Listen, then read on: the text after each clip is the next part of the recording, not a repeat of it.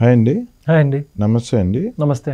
లోకేష్ గారు red book గురించి జగన్మోహన్ రెడ్డి ఢిల్లీలో ఆయన మాట్లాడిన తీరు చూస్తుంటే ఆయన పూర్తిగా వీళ్ళు చేసిన అక్రమాలన్నీ బయటపడుతున్నాయి, అక్రమార్కులందరినీ లోకేష్ వదిలిపెట్టాడు అని పక్కగా కన్ఫర్మ్ అయిపోయి ఆయన భయపడుతున్న తీరు చూస్తుంటే రెడ్ బుక్ గురించి దేశమంతా ప్రచారం చేస్తున్నాడు. ఇప్పుడు రెడ్ బుక్ గురించి దేశమంతా ప్రచారం చేస్తున్నాడు. అంటే ఇప్పుడు రాబోయే రోజుల్లో ఇలాంటి అక్రమాలు ఏ రాష్ట్రంలో ఎక్కడ ఎవడు చేసినా కూడా ప్రతి ఒక్కరు రెడ్ బుక్ ఓపెన్ చేసే పరిస్థితి కనిపిస్తుంది. ఇప్పుడు జగన్మోహన్ రెడ్డి అంత ప్రచారం చేశాడు రెడ్ బుక్ గురించి. కానీ లోకేష్ మాత్రం చాలా స్ట్రాంగ్గా స్టెబాండ్గా చెప్తున్నాడు. రెడ్ బుక్లో ఉన్న వాళ్ళందరినీ చట్ట ప్రకారం అందరికీ శిక్షలు వేయిస్తాను అని చెప్పిన మాటకి ఇప్పటికీ కట్టుబడే ఉన్నానని చెప్తున్నాడు లోకేష్. సో మళ్ళీ ధమ్కి ఇచ్చాడు లోకేష్. జగన్మోహన్ రెడ్డి కింద నుంచి పైదాకా తడుపుకుంటున్నాడు. ఏం చెప్తారు దీని మీద? అసలు జగన్మోహన్ రెడ్డి గారు ఎప్పుడైతే కూటమి ప్రభుత్వం అధికారంలోకి వచ్చిందో అప్పటి నుంచే ఆయనకు భయం మొదలైందండి. ఓకే.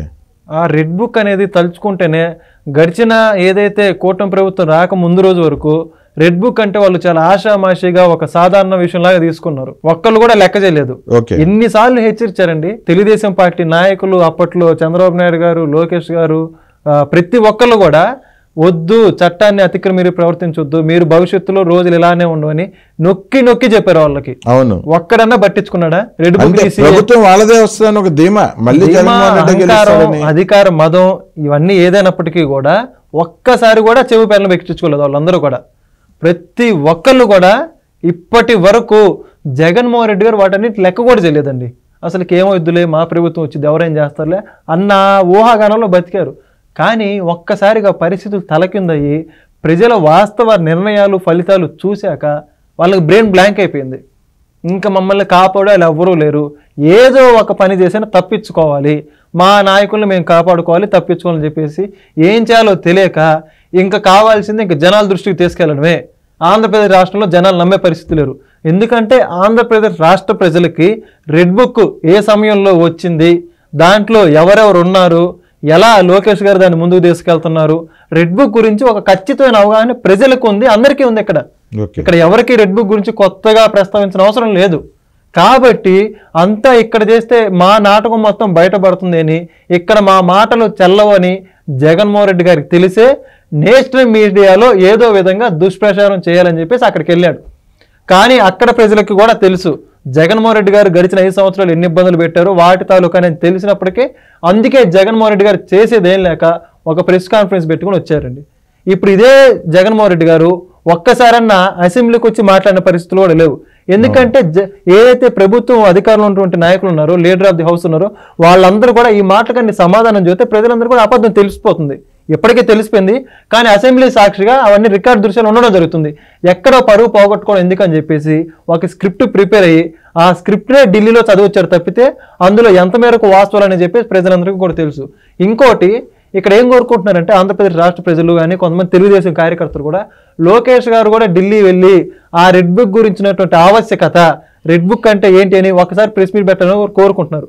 కానీ లోకేష్ గారు బహిరంగంగా చెప్పారండి, రెడ్ బుక్ సంబంధించి మొదట్లో ఏదైతే బహిరంగ ప్రకటన చేశానో ఇప్పటికే ఆ మాటలకు కట్టుబడి ఉన్నాను, ఎవరైతే చట్టానికి ఉల్లంఘించి పనులు చేశారో వాళ్ళందరి మీద చట్ట ప్రకారం కఠిన చర్యలు ఉంటాయని ఈ రోజు కూడా అదే మాట మీద చెప్పారు లోకేష్ గారు. ఇదే సందర్భంగా మాట్లాడితే ఆయన ఏమన్నారంటే 5 ఏళ్ల పాలనలో 2 సార్లు మాత్రమే ప్రెస్ మీట్ పెట్టిన జగన్మోహన్ రెడ్డి ఈ నెల రోజుల్లో అబద్ధాలు చెప్పడానికి 5 సార్లు ప్రెస్ మీట్లు పెట్టాడు.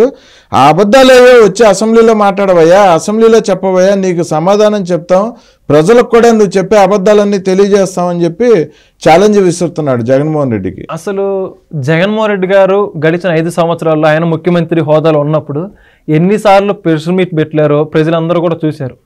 అసలుకి లైవ్ రికార్డింగ్ చేసినటువంటి వీడియోలు కూడా వదిలిన దుస్థితి జగన్మోహన్ రెడ్డి గారిదండి. అప్పట్లో వాస్తవాలు ఏవైతే ఉంటాయో అవన్నీ కప్పిపుచ్చేసి వాళ్ళ దగ్గర నుంచి ఒక తప్పుడు పత్రాలు తీసుకుని అవన్నీ ప్రజలకు చదివినిపించాడు. ఆయన చదివినిపించిన మొత్తం ప్రజలకి తట్టుకోలేక ఆయన ఓడించారు. అందులో ఇప్పుడు ఓడిపోయిన వెంటనే ఇప్పటికి కూడా ప్రెస్ మీట్ అంటూ ఉన్నారు. కానీ తప్పండి. అసలు ప్రెస్ మీట్ అంటే వచ్చిన జర్నలిస్టులు కావచ్చు, రిపోర్టర్లు కావచ్చు, వాళ్ళ జగన్మోహన్ రెడ్డి గారు ఏదైతే సంబంధిత అంశం మీద ప్రెస్ మీట్ పెడుతూ ఉన్నారో దాని మీద వీళ్ళందరికీ కూడా అడిగే స్వేచ్ఛ ఉండాలి కదా. మీడియా ప్రతినిధులకి ఒక్కళ్ళన్నా మాట్లాడుతుంటే సమాధానం చెబుతున్నాడు. ఆయన మాట్లాడుకునేది ఏదో స్క్రిప్టెడ్ పేపర్ ప్రిపేర్ వచ్చి అది చదివి వెళ్ళిపోయాడు కదా. అది ఇంకా దాంట్లో ఉపయోగం ఉంది? ఒక్కళ్ళకన్నా అది అవకాశం ఇచ్చారు అక్కడ? నిన్న వెళ్ళిన మీడియా ప్రతినిధులందరూ ఒక్కళ్ళన్నా జగన్మోహన్ రెడ్డి గారిని ప్రశ్నించారా? అసలు ఆ పరిస్థితే లేదు కదా. అలాంటప్పుడు ప్రెస్ మీట్ ఎలా అవుతుంది? ఈ రోజు ఓడిపోయిన తర్వాత 5 నుంచి 6 సార్లు ప్రెస్ మీట్ పెట్టినా దేని గురించి మాట్లాడే ప్రతిసారి కూడా మా మీద దాడులు చేస్తున్నారు. ప్రతి ఒక్కటి అవాస్తవమే కదా. సో ఇప్పుడు ప్రభుత్వం కూడా ఈయన మాట్లాడే అవాస్తవాలన్నీ బయట పెడుతుందని చెప్పేసి భయంతో మరలా పునఃస్థానానికి తిరిగి వచ్చి ఈ స్క్రిప్టెడ్ పేపర్లు చదువుతున్నాడు కాబట్టి జనాలు నమ్మే పరిస్థితులు లేరు. అవన్నీ కూడా అసెంబ్లీకి వచ్చి మాట్లాడితే మేము కూడా మీకు సమాధానం ఇస్తాం, వాస్తవాలు మీకు తెలియపరుస్తాం అని చెప్పేసి లోకేష్ గారు స్వాగతం చెబుతున్నారు. ఇప్పటికి కూడా ఆయన ఒక్కసారి దాని మీద ఇంకా ప్రెస్ మీట్ పెట్టలేదు. అసెంబ్లీకి రండి అని మీడియా ప్రతినిధి మాట్లాడితే ఆయన ఒక సమాధానం చూస్తున్నాడా? ప్రతిపక్ష హోదా ఇవన్నీ మాట్లాడుతూ ఉంటున్నాడు. ఇప్పుడు ప్రతిపక్ష హోదా ఉంటేనేనా ఈ అసెంబ్లీలో మాట్లాడుతుంది? ఎంతమంది ఎమ్మెల్యే మాట్లాడలేదండి? గతంలో టీడీపీ నాయకులు మాట్లాడలేదా? అదేవిధంగా ఇప్పుడు జనసేన పార్టీ నాయకులు మాట్లాడుతున్నారు, అదేవిధంగా బీజేపీ వీళ్ళందరూ కూడా మాట్లాడుతున్నారు కదా. నువ్వు ఒక ఎమ్మెల్యే కదా, ఆ హోదాలో మాట్లాడలేవా? అంటే ఇది ఒక అడ్డదారిగా చూపించడానికి అనుకుంటున్నారా? ఇప్పటికైనా జగన్మోహన్ రెడ్డి గారు మేలుకొని అసెంబ్లీకి వెళ్తే మంచిదని రాష్ట్ర ప్రజలు కోరుకుంటున్నారు. రాష్ట్ర ప్రజల్ని తక్కువ చేసి చూస్తే 11 కూడా మర్చిపోవాల్సి వస్తుందని హెచ్చరిస్తున్నారు. అసలు ఈయన ప్రతిపక్ష హోదా ఎలా అడుగుతున్నాడండి? ఈయన ప్రతిపక్ష హోదా అడుగుతుంటే ఆయన ఎమ్మెల్యేలు వచ్చి మమ్మల్ని మంత్రులు చేయండి అని కూడా అడిగేటట్టున్నారు. పొద్దున సీఎం అయినా చేస్తారండి. ఇలా వదిలేస్తే మాకు సీఎం ఇవ్వండి 2-3 సంవత్సరాల తర్వాత మాకు 40% ఓట్ షేరింగ్ ఉంది కదా అని వీళ్ళు రాష్ట్రపతికి పిలిచిన పెట్టుకుంటారు. జగన్మోహన్ రెడ్డి నిన్న ఇంట్లో పెట్టిన ప్రెస్ మీట్ కి పిలిచిన టీవీ ఛానల్స్ కి ఒక నోట్ కూడా ఇచ్చాడు, ఎవరెవరు రావాలి, ఎవరెవరిని అలౌ చేయాలని. చూడండి, TV9, NTV, 10TV, HMTV, Zee News, I News, Swatantra TV, News 360, Prime 9, యాక్ట్, BBC తెలుగు వీళ్ళు మాత్రమే రావాలంట ఆయన ప్రెస్ మీట్కి. అంటే TV5 వాళ్ళు కానీ, మహా టీవీ వాళ్ళు కానీ, ABN వాళ్ళు కానీ వెళ్తే చేసుకుంటాడు. ఆయనకి గతంలోనే అసలుకి ఆయన ఎంత భయపడే వ్యక్తో చిన్న ఉదాహరణ చాలు. న్యూస్ ఛానల్స్ని బాయ్కాట్ చేస్తున్నాం, వాస్తవాలు ప్రచురించి ఆయనకు నచ్చవండి. వాస్తవాలు నచ్చవు, వాస్తవాలు చెప్పే వ్యక్తులు మీడియా ఛానల్స్ కూడా నచ్చవు. అందుకని వాళ్ళందరినీ కూడా దూరం పెట్టడం జరిగింది. ఇప్పుడు సాక్షిలో ఏ విధంగా వాస్తవాలు ప్రకటిస్తారో రాష్ట్ర ప్రజలందరికీ కూడా తెలుసు. అలాంటి ఛానల్స్ ఆయనకి ఇష్టం. ఇటువంటిది లోకేష్ గారికి ఆయనకి ఇక్కడ తేడా చాలా తెల్లంగా స్పష్టమవుతుంది. లోకేష్ గారు ఏదైనా ప్రెస్ మీట్ పెట్టినప్పుడు ఖచ్చితంగా మొదటి నుంచి లాస్ట్ వరకు సాక్షి ఉందా, NTV ఉందా అడిగి మరి పిలిపించుకుంటాడు వాళ్ళందరినీ కూడా. ఇంకేమైనా క్వశ్చన్లు ఉన్నాయి అడగండి అయ్యా బాబు, మీ సాక్షిలో అడగండి అంటాడు. ఏది అడిగినా సమాధానం కూడా ధీటుగానే చెప్పాడు, ఉన్నదన్నట్టు వాస్తవం చెప్పాడు. వాళ్ళు చెప్పినా కూడా వక్రీకరించి అవాస్తవాలు వేసుకున్నారు, అది వేరే విషయం.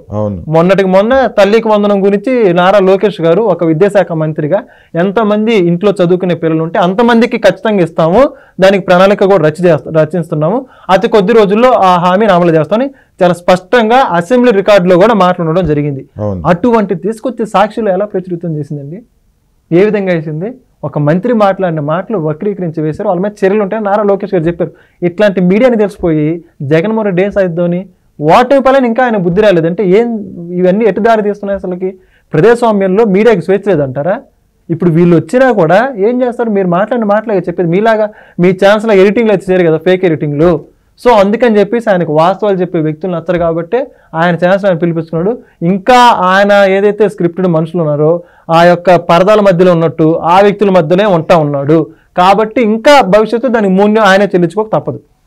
ఓకే అండి, చూద్దామండి. మరో వీడియోలో మళ్ళీ మాట్లాడుకుందాం. ఈ ఫేక్ మోహన్ రెడ్డి చేస్తున్న వింతలేళ్ళు, విచిత్రాలు, ఈ అక్రమాలు, ఈయన మళ్ళీ ఈరోజు బెంగళూరు పారిపోయాడు, ఎందుకు పారిపోయాడు, ఏంటి ఈ విషయాలన్నీ మళ్ళీ చర్చిద్దామండి. ఓకే అండి, థ్యాంక్ యూ అండి.